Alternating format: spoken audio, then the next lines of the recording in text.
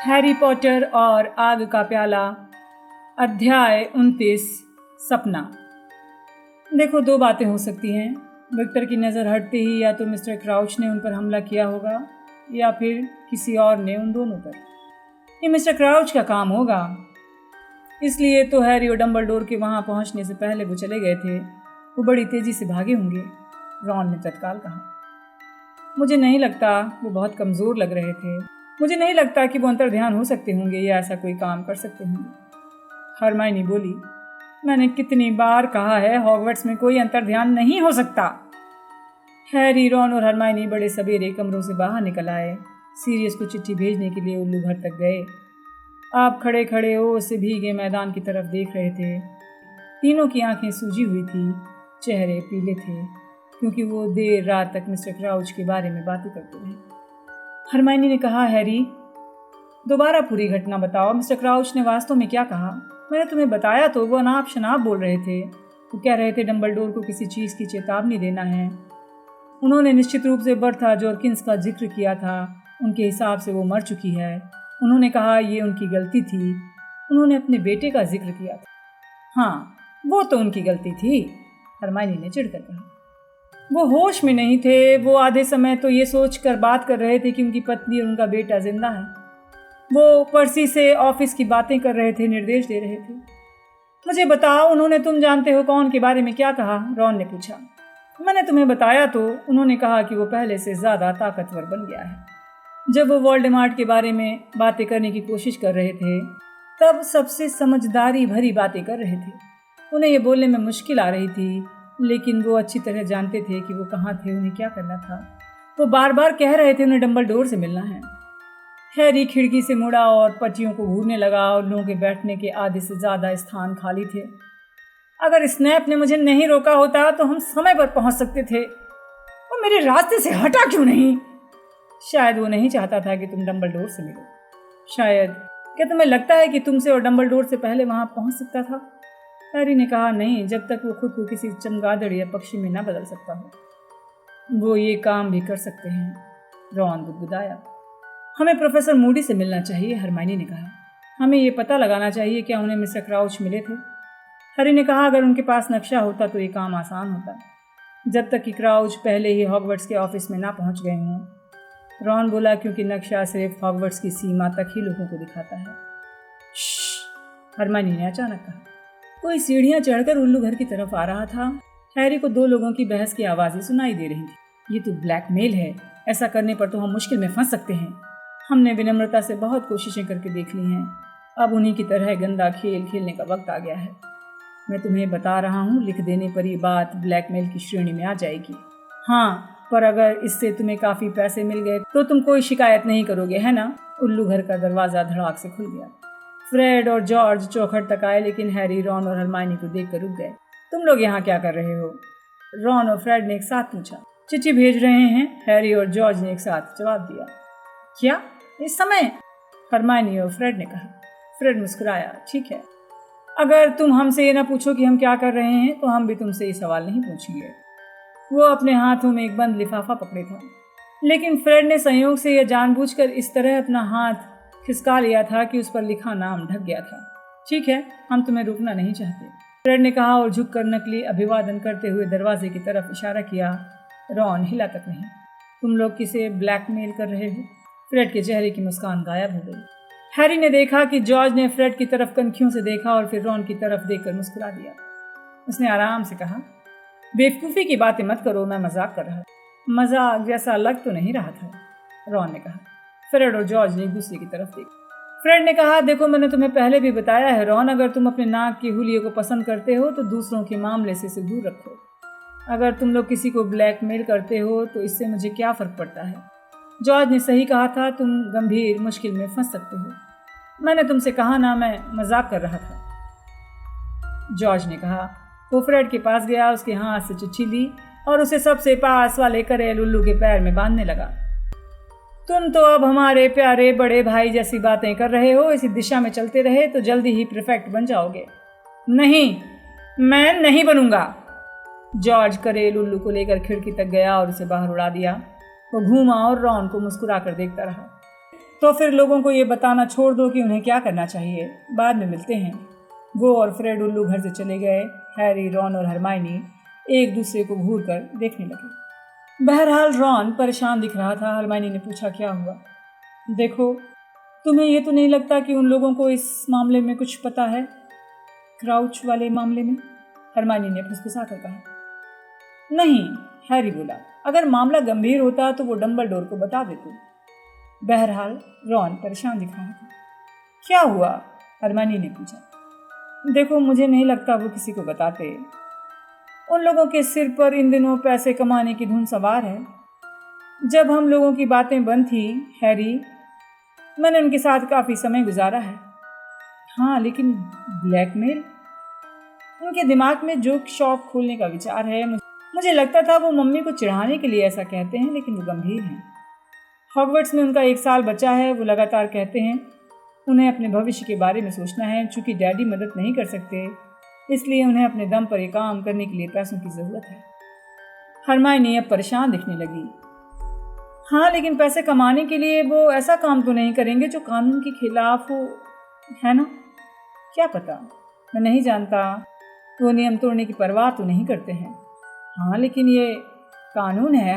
Hermione ने थोड़ा डरते हुए कहा। ये स्कूल का कोई मूर्खतापूर्ण नियम नहीं है। ब्लैकमेल के लिए सख्त सज़ा मिलेगी। शायद तुम्हें ये बात पर्सी को बता देनी चाहिए। तुम पागल हो गई हो? पर्सी को बता दूं? वो शायद क्राउच की तरह उन्हें दमपिशाचों के हवाले कर देगा। उसने उस खिड़की को देखा जिससे फ्रेड और जॉर्ज का उल्लू बाहर गया था। फिर वो बोला, चलो चलकर नाश्ता कर लेते हैं। जादू का इतिहास विषय की क्लास पहले कभी इतनी धीमी रफ्तार से नहीं चली थी।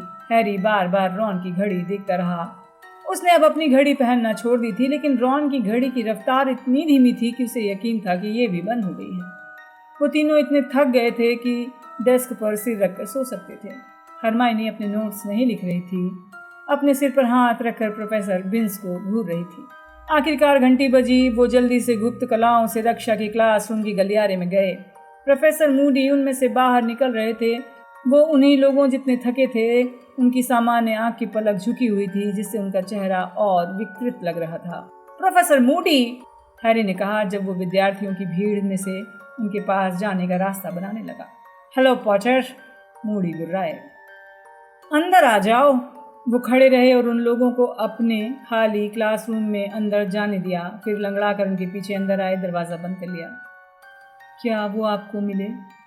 हैरी ने बिना भूमिका बनाए सीधे पूछा। Mister crouch? नहीं, मूडी ने कहा। वो अपनी डेस्क तक गए और उस पर बैठ गए। फिर उन्होंने हल्की कराह के साथ लकड़ी की टांग फैलाई, थर्मस बाहर निकाल लिया। जाहिर है। क्या आपने नक्शे का इस्तेमाल किया था? हैरी ने पूछा।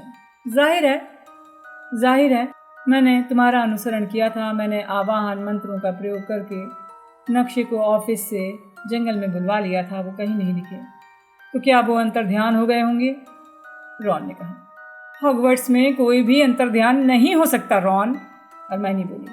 वो दूसरे तरीकों से गायब हो सकते होंगे, है ना प्रोफेसर? मूडी की जादुई आंखें लिए हरमाइनी पर टिक गई। तुम भी ऑरर के रूप में करियर बनाने के बारे में सोच सकती हो। तुम्हारा दिमाग सही तरीके से काम करता है ग्रेंजर। हरमाइनी का चेहरा खुशी से गुलाबी हो गया। वो अदृश्य नहीं थे। नक्शा अदृश्य लोगों को भी दिखा देता है। उसका मतलब ये था वो मैदान से चले गए होंगे। हैरी ने कहा। अपने दम पर, या फिर कोई और उन्हें उठा कर ले गया? हरमाइनी ने उत्साह से कहा। कोई भी ले जा सकता है। शायद झाड़ू पर खींच कर बैठाया हो, अपने साथ उड़ा कर ले गया हो। वो भी ये सुनना चाहता था कि वो भी ऑरर बन सकता है। रॉन ने मूडी की तरफ आशा भरी नज़रों से देखा। हम अपहरण को नज़रअंदाज नहीं कर सकते। तो आपको क्या लगता है वो हॉग्समीड में कहीं होंगे? रॉन ने कहा। कहीं भी हो सकते हैं। यकीन के साथ हम इतना ही कह सकते हैं कि वो यहाँ नहीं है। उन्होंने इतनी ज़ोर से जमाई ली कि घाव के निशान फैल गए। मुंह के अंदर के कई दांत गायब दिखे। फिर वो बोले, डंबलडोर ने मुझे बताया है तुम तीनों खुद को जासूस मानते हो, लेकिन क्राउच के मामले में तुम कुछ नहीं कर सकते। मंत्रालय उनकी खोज करेगा। डंबलडोर ने खबर भिजवा दी है। पॉटर, तुम अपना ध्यान तीसरे काम पर केंद्रित करो। क्या? अरे हाँ, हैरी ने कहा। जब से वो पिछली रात को क्रम के साथ भूल भुलैया से वापस आया था, उसने इस बारे में सोचा भी नहीं था। जैसा डम्बलडोर ने मुझे बताया है, तुम इस तरह के कई काम कर चुके हो। तुमने अपने फर्स्ट ईयर में पारस पत्थर की रक्षा करने वाली बहुत सी बाधाओं को पार किया था। हमने भी मदद की थी, मैंने और हरमाइनी ने मदद की थी। रॉन जल्दी से बोलो। मूडी मुस्कुराकर बोले, तो इस बार भी प्रैक्टिस करने में उसकी मदद करो। इसके बाद भी अगर वो नहीं जीत पाया तो मुझे हैरानी होगी। इस बीच पॉटर पूर्ण सावधानी। उन्होंने अपने थर्मस से एक लंबा घूंट पिया। उनकी जादुई आंख खिड़की पर मंडराने लगी। उनकी सामान्य आंख रॉन और हरमाइनी पर थी। तुम दोनों पॉटर के करीब रहना, मैं सभी चीज़ों पर नज़र रख रहा हूँ, लेकिन फिर भी जितनी ज़्यादा आंखें हों उतना अच्छा। सीरियस ने अगली सुबह ही उनके उल्लू को वापस भेज दिया। वो उसी पल हैरी के पास पंख फड़फड़ाता हुआ नीचे उतरा, जिस पल एक पिंगल उल्लू दैनिक जादूगर की प्रति लेकर हरमाइनी के पास। उसने अखबार लिया, पहले कुछ पेज देखे। उसे क्राउच की हवा तक नहीं लगी है। फिर वो रॉन और हैरी के साथ सीरियस की चिट्ठी पढ़ने लगी। हैरी, तुम क्या कर रहे हो? विक्टर क्रम के साथ जंगल के पास क्यों घूम रहे थे? मैं चाहता हूँ लौटते उल्लू से चिट्ठी भेजकर तुम कसम खाओ कि रात को किसी के साथ बाहर नहीं जाओगे। हॉगवर्ट्स में कोई बहुत खतरनाक है। मुझे साफ दिख रहा है कि क्राउच को डम्बलडोर तक नहीं पहुंचने देना। वो चाहता है कि तुम अंधेरे में शायद उससे कुछ ही दूरी पर रहे होगे। तुम्हारी जान जा सकती थी। तुम्हारा नाम आग के प्याले में संयोग से नहीं निकला था। अगर कोई तुम पर हमला करने की कोशिश कर रहा है तो इसका आखिरी मौका है। रॉन और हरमाइनी के साथ रहना। शाम के बाद गरुड़ द्वार हॉल के बाहर मत निकलना और तीसरे काम की तैयारी करना। स्तब्धीकरण और निरस्तीकरण मंत्र का अभ्यास करो। कुछ आक्रामक मंत्रों से मदद मिलेगी। क्राउच के बारे में तुम कुछ नहीं कर सकते। दिमाग स्थिर रखो। मैं तुम्हारी चिट्ठी का इंतजार कर रहा हूँ, जिसमें तुम ये वादा करोगे कि तुम दोबारा कभी रात को बाहर नहीं निकलोगे। रात को बाहर निकलने के बारे में मुझे भाषण देने वाला वो कौन होता है? हैरी ने थोड़ा चिढ़कर कहा। उसने सीरियस की चिट्ठी को मोड़कर अपने दुशाले के भीतर रख लिया। वो भी तो रात को स्कूल में घूमता रहता था। वो तुम्हारे बारे में चिंतित है, हरमाइनी ने तीखी आवाज में कहा। मूडी और हैग्रिड की तरह, इसलिए उसकी बात मान लो। किसी ने भी पूरे साल मुझ पर हमला करने की कोशिश नहीं की है। सिर्फ तुम्हारा नाम आग के प्याले में डाला है, हरमाइनी ने व्यंग से कहा। और हैरी, जिसने ये काम किया है उसने ऐसा किसी कारण से किया है। स्निफल्स सही कहता है। देखो, चलो मान लेते हैं वो सही कहता है, हैरी ने अधीरता से कहा। और किसी ने क्रम को स्तब्ध करके क्राउच का अपहरण कर लिया है। इसका मतलब ये है कि वो हमारे पास पेड़ों में रहा होगा, लेकिन उसने तब तक का इंतजार किया जब तक मैं वहां से चला नहीं गया। इसका मतलब ये भी हो सकता है कि मैं उसका निशाना नहीं था, है ना? अगर जंगल में तुम्हारी हत्या हो जाती तो ये दुर्घटना नहीं लगती, हरमाइनी ने कहा। लेकिन अगर तुम किसी काम के दौरान मर जाते हो तो जिसने भी ये किया होगा उसने क्रम पर हमला करते समय ऐसा नहीं सोचा, है ना? हैरी, ये मामला मुझे समझ में नहीं आ रहा है। मैं बस इतना जानती हूँ, चीज़ें अजीब हैं। मूडी सही कह रही हैं, स्निफल्स सही कह रहा है। तुम्हें तीसरे काम की तैयारी करनी है फौरन, लेकिन पहले तुम स्निफल्स को लिख कर वादा करो तुम दोबारा चोरी छुपे अकेले नहीं घूमोगे। हॉगवर्ट्स का मैदान कभी इतना आकर्षक नहीं था जितना अब लग रहा था, जब हैरी को अंदर रुकना पड़ रहा था। अगले कुछ दिन तक उसने अपना सारा खाली समय हरमाइनी और रॉन के साथ लाइब्रेरी में आक्रामक मंत्रों की तलाश में बिताया, या फिर क्लास रूमों में चोरी से प्रैक्टिस करने में। हैरी स्तब्धीकरण मंत्र सीख रहा था। समस्या ये थी कि इसकी प्रैक्टिस के लिए रॉन और हरमाइनी को काफ़ी त्याग करना पड़ रहा था। क्या हम मिसेस नॉरिस का अपहरण कर सकते हैं? रॉन ने सोमवार को लंच के समय सुझाव दिया, क्योंकि हैरी ने 5वीं बार उसे स्तब्ध और पुनर्जीवित किया था। हम उसे स्तब्ध करने की प्रैक्टिस कर सकते हैं, या फिर हम डॉबी का इस्तेमाल कर सकते हैं। हैरी, मैं शर्त लगाता हूँ वो तुम्हारी मदद करने के लिए कुछ भी कर सकता है। मैं शिकायत नहीं कर रहा हूँ, उसने अपनी पीठ सहलाते हुए कहा। धीरे धीरे खड़ा हुआ। पर मेरा पूरा शरीर दुख रहा है। तुम कुशन पर ठीक से नहीं गिर रहे हो, है ना? हरमाइनी ने अधीरता से कहा, जब वो उन कुशनों के ढेर को दोबारा जमाने लगी जिनका इस्तेमाल उन्होंने सम्मोहन क्लास में तिलांजलि मंत्र सीखते समय किया था और जिन्हें बाद में फ्लेटविक ने एक अलमारी में रख दिया था। कुशनों पर गिरने की कोशिश करो।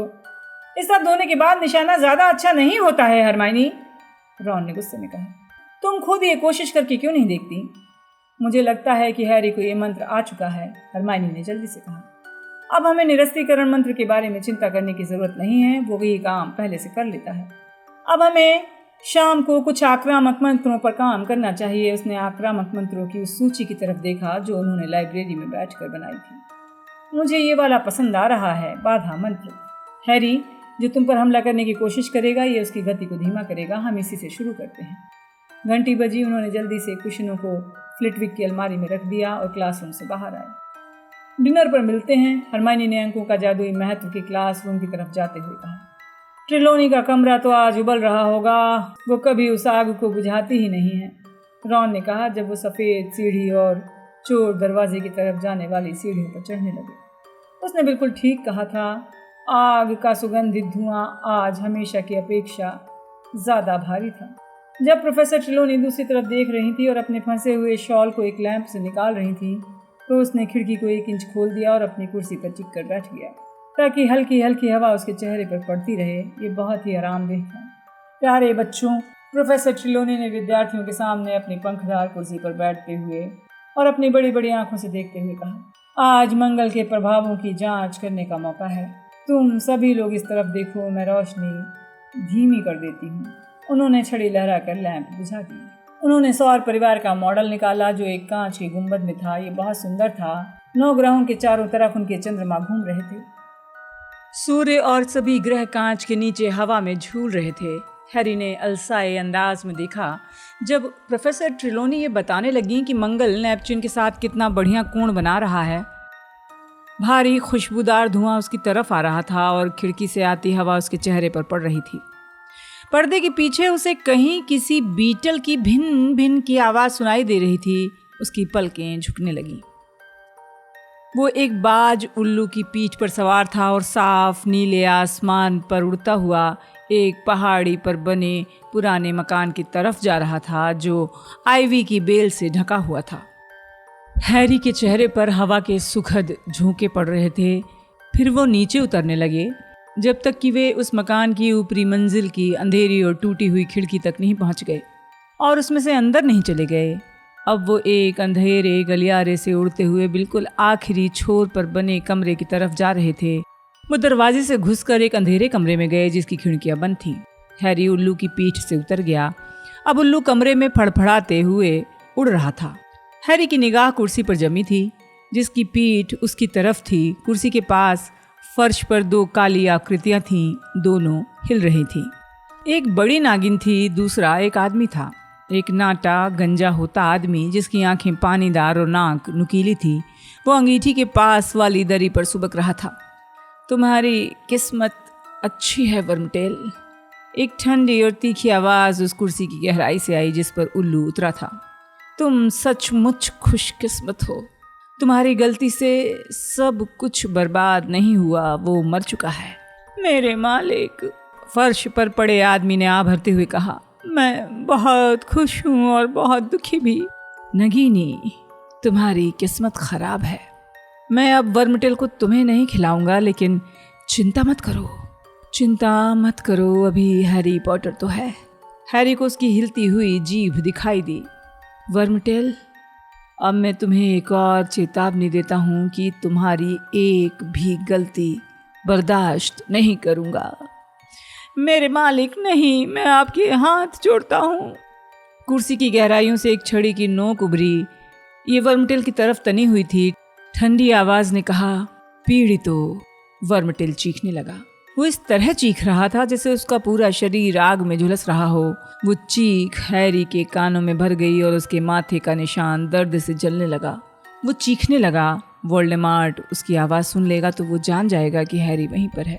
Harry, Harry! हैरी ने अपनी आंखें खोली।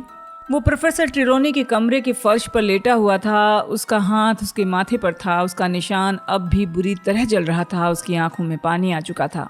दर्द बहुत ज़्यादा और वास्तविक था। सभी विद्यार्थी उसके चारों तरफ खड़े थे। रॉन उसके पास घुटनों के बल बैठा हुआ था और दहशत में दिख रहा था। तुम ठीक तो हो? उसने पूछा। नहीं, निश्चित रूप से वो ठीक नहीं है। उनकी बड़ी बड़ी आंखें हैरी को निहारती रहीं। प्रोफेसर ट्रिलोनी ने पूछा, क्या हुआ पॉटर? कोई पूर्व चेतावनी, भविष्य की झलक? तुमने क्या देखा? कुछ नहीं, हैरी ने झूठ बोल दिया। वो उठकर बैठ गया। तुम अपने निशान को पकड़े थे, फर्श पर छटपटा रहे थे और अपने निशान पर हाथ रखे थे। चलो पॉटर, मुझे इन मामलों का अनुभव है, प्रोफेसर ट्रिलोनी ने कहा। हैरी ने उनकी तरफ देखा। मुझे लगता है मुझे अस्पताल जाना चाहिए, मेरे सिर में बहुत दर्द हो रहा है। निश्चित रूप से प्यारे बच्चे, निश्चित रूप से मेरे कमरे की असाधारण भविष्यदर्शी तरंगों ने तुम्हें प्रेरित किया होगा। अगर तुम इस समय यहाँ से जाओगे तो भविष्य में और आगे देखने का अवसर गंवा दोगे। हैरी ने कहा, मैं सिर दर्द के इलाज के अलावा भविष्य में और कुछ नहीं देखना चाहता। हैरी उठकर खड़ा हो गया। बाकी विद्यार्थी पीछे हट गए, वो डरे हुए थे। बाद में मिलते हैं, हैरी ने रॉन से बुदबुदाकर कहा। अपना बैग उठाया, चोर दरवाजे की तरफ चल दिया। उसने प्रोफेसर ट्रेलॉनी को नज़रअंदाज किया, जो बहुत कुंठित दिख रही थी, जैसे उन्हें किसी बड़े आनंद से वंचित कर दिया गया हो। जब हैरी सीढ़ी के नीचे पहुंचा तो वो अस्पताल की तरफ नहीं गया। वहां जाने का उसका कोई इरादा भी नहीं था। सीरियस ने उससे कहा था कि अगर निशान दोबारा दुखे तो उसे क्या करना है। हैरी उसकी सलाह के अनुसार वही काम करने जा रहा था। वो सीधे डंबलडोर के ऑफिस की तरफ था। वो गलियारों में गया और सोचने लगा कि उसने सपने में क्या देखा था। ये सपना भी उतना ही वास्तविक लग रहा था जितना कि वो सपना जिसने उसे प्रिविट ड्राइव में जगा दिया था। उसने अपने दिमाग में सारी बातें याद की और उन्हें याद रखने की कोशिश करने लगा।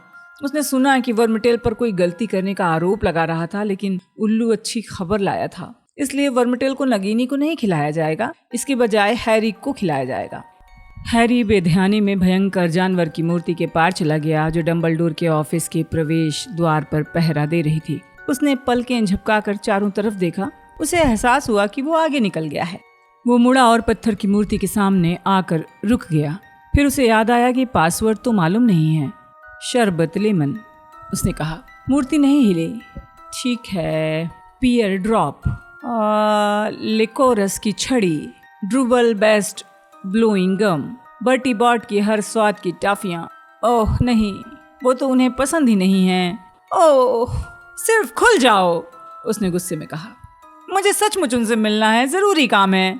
मूर्ति फिर भी नहीं हिली। हैरी ने मूर्ति को लात मारी, लेकिन इससे उसके बड़े अंगूठे में दर्द के अलावा और कुछ नहीं हुआ। चॉकलेट, मेंढक, शकर, कलम, कॉकरोच क्लस्टर, वो गुस्से में एक पैर पर खड़े खड़े बोल रहा था। मूर्ति हिली और एक तरफ को हट गई।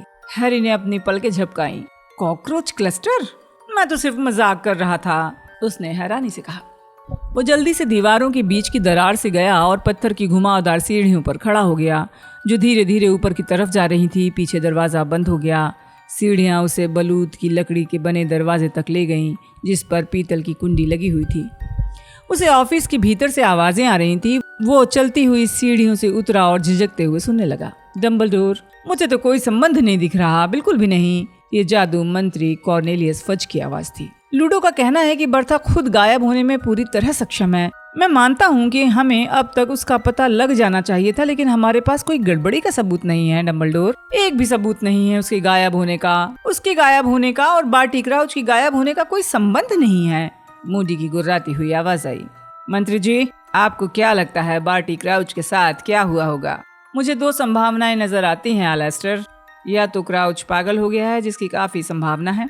मेरे ख्याल से व्यक्तिगत इतिहास को देखते हुए आप इस बात से सहमत होंगे, उसका दिमाग घूम गया है, वो कहीं भटक रहा होगा। डंबलडोर ने कहा, अगर ऐसी बात है तो वो यहाँ से बहुत जल्दी चले गए कॉर्नेलियस। या फिर देखो, फज थोड़ा परेशान दिखने लगे थे। देखो, मैं जब तक वो जगह न देख लूँ जहाँ उन्हें पाया गया था तो मैं कुछ नहीं कह सकता, लेकिन तुम लोगों का कहना है कि वो जगह बॉबेटन्स की घोड़ा गाड़ी के पास थी। डंबलडोर, तुम जानते हो वो औरत कौन है? डंबलडोर ने धीरे से कहा, मैं उन्हें बहुत ही योग्य हेड मिस्ट्रेस मानता हूँ और बहुत अच्छी नर्तकी भी। छोड़ो भी डंबलडोर, क्या तुम्हें नहीं लगता कि तुम हैग्रिड की वजह से पूर्वाग्रह के चलते उनका पक्ष ले रहे हो? फज ने गुस्से में कहा, वो सब हानि रहित नहीं होते। ऐसी माँ होने के बाद तुम हैग्रिड को हानि रहित कैसे मान सकते हो? मुझे मैडम मैक्सिम पर भी हैग्रिड जितना ही भरोसा है। कॉर्नेलियस, मुझे लगता है कि शायद आप पूर्वाग्रह के कारण ये बात कर रहे हैं। तभी मूडी गरजते हुए बीच में बोले, क्या हम इस बातचीत को जल्दी से खत्म कर सकते हैं? हाँ, चलो मैदान में चलते हैं, कॉर्नेलियस ने बेसब्री से कहा। नहीं, ये बात नहीं है। बात यह है कि पॉटर आपसे मिलना चाहता है डंबलडोर। वो दरवाजे के बाहर खड़ा हुआ है।